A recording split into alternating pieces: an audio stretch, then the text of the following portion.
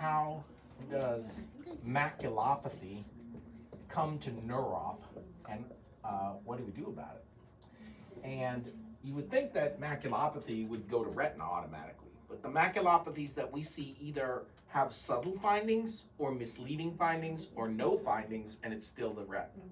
And that is where OCT has really been a game changer in terms of telling us how does maculopathy fit into unexplained vision loss in neuro-op clinic. So they all have the same presentation. Usually it's a young person, young female, acute unilateral loss of vision. Disc looks normal. So the differential is retrobulbar optic neuropathy, optic neuritis.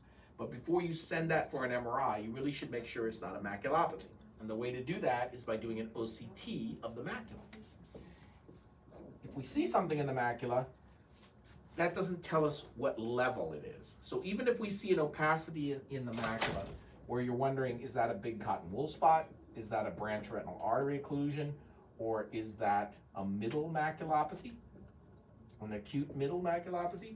Or an acute macular neuroretinopathy? And in the paracentral form of acute middle maculopathy, we call that PAM. So when you have the OCT, it's like a layer cake, and we want to see if there's hyperreflectivity in the layers of the layer cake, because the light has to pass through the retina, and that means the retina is transparent. And so when we see an opacity in the nerve fiber layer that's focal, that one is the cotton wool patch. If the opacity is larger and extends down into the distribution of the inner retina supplies by that branch retinal artery, that's branch retinal artery occlusion. And if the hyperreflectivity is only in the middle, but not in the inner or the outer, that one's PAM.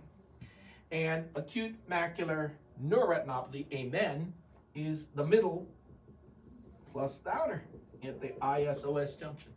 So OCT can tell us if there's an opacity, what layer are we at? It will look the same to you. It'll look like an opacity. And so the OCT sees to the micron level what layer has the hyperreflectivity, and that determines whether you're going to call it a cotton wool patch, a branch retinal artery occlusion, PAM, or AMEN.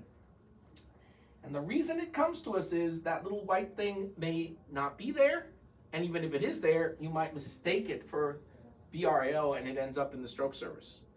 And it turns out that cotton wool patch, BRAO, and AMEN are all things like ischemic in origin, and so the workup is the same. But before you just send someone and say it's a stroke in the eye, we'd like to know what level the ischemia occurred at. These have different names. And so that's how maculopathies end up in neuro-op: acute paracentral vision loss or central loss. Do OCT of the macula if the nerve looks normal, and try and determine what layer is involved to make the differential diagnosis, and then ultimately have a plan for workup of the ischemia. Because they're all ischemic, you pretty much have to do the same workup.